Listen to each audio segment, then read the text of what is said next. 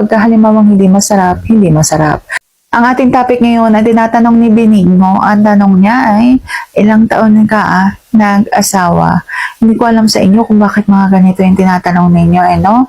Pero sasagutin natin yan. Interesado ka bang malaman kung ano ang sagot? Please keep watching para bago yan. Kung bago ka pa lang sa aking channel, please consider to like this video and subscribe my channel.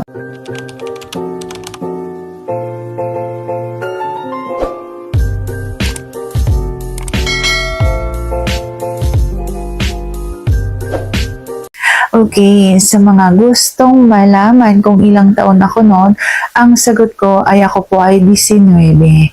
Saktong aking kaarawan, yun ay sumama na po ako doon sa naging tatay ng aking anak. Bagay na hindi ko naman pinagsisihan kasi pag pinagsisihan ko yun, sana wala akong anak ngayon.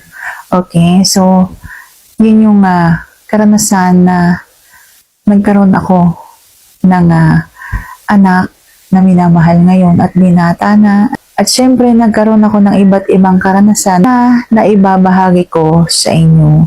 At nalalaman nyo yung mga pakaramdam kung masarap ba yung ganyan, ganito, yung ganyan. Pagka halimbawang hindi masarap, hindi masarap. Kapag halimbawang hindi ko pa naranasan, hindi ko pa talaga naranasan. So, sana sagot ko ng tamang tanong. And if you like this video, please consider like this video and subscribe my channel. Thank you for watching. See you on my next vlog.